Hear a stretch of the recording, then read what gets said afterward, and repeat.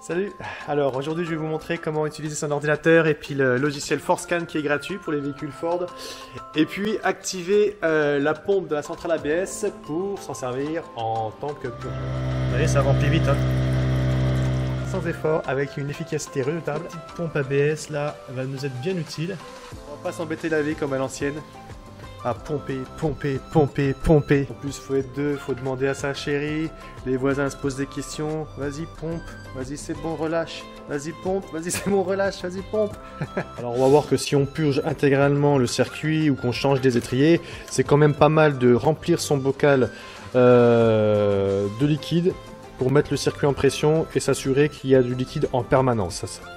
On va avoir besoin que son petit PC et d'un boîtier OBD2 prévu pour, qu'on va donc brancher à l'USB de son PC et à la prise OBD de son véhicule, sa prise diagnostic. Alors beaucoup connaissent ce boîtier là, d'accord, ce fameux petit boîtier là, avec le switch manuel. C'est chiant parce qu'on ça peut se solder par des échecs, notamment quand sur le PC ça demande de basculer d'un mode à l'autre, on n'est même pas sûr d'être dans le bon mode d'entrée de jeu déjà. En vrai c'est chiant. Moi je vous conseille un truc, il est un petit peu plus cher mais bon il a pas mal baissé, maintenant il est à 50 $, un petit peu. En fait c'est OBD Link qui le fait et qui l'a conçu à la demande de ForceScan, spécifiquement pour ForceScan. Avec ça on est 100% de réussite.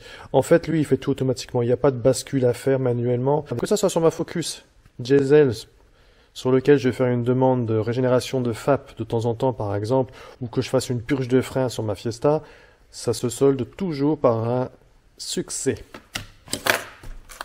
Bon, vous allez voir, ça va pas mal gratter, l'ABS, hein, c'est assez impressionnant le bruit que ça fait au départ, faut pas s'affoler, mais ça pompe un peu sur la batterie. Donc quand on a une petite batterie comme moi au lithium, faut s'assurer qu'elle soit vraiment pleinement chargée, ou de mettre ces petites pinces pour la laisser en charge en permanence, en parallèle.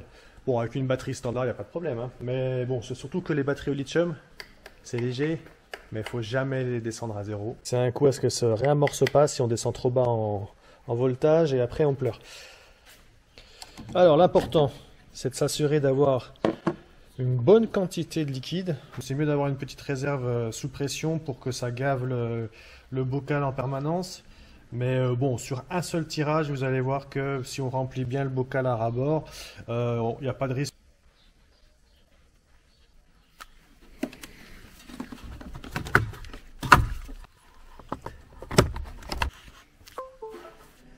Ok.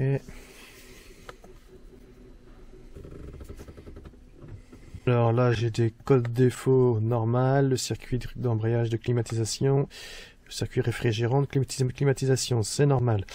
Bon, alors, c'est où que ça se passe? C'est dans quel menu? Dans la petite clé à molette. Là, on a le service ABS, service de purge ABS. D'accord? Exécution.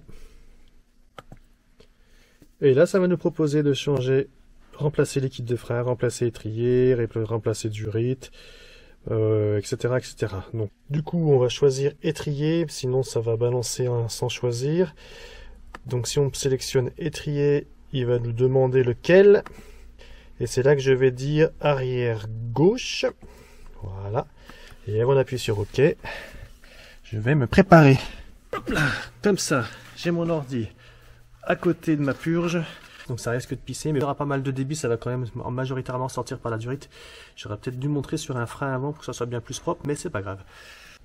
Je vais appuyer sur OK, donc là, il me préconise de mettre le circuit en pression, donc c'est quand même mieux de le faire avec une pompe.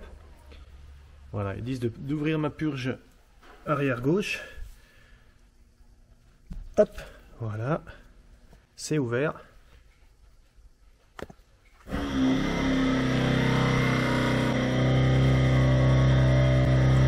Vous voyez, ça remplit vite, hein.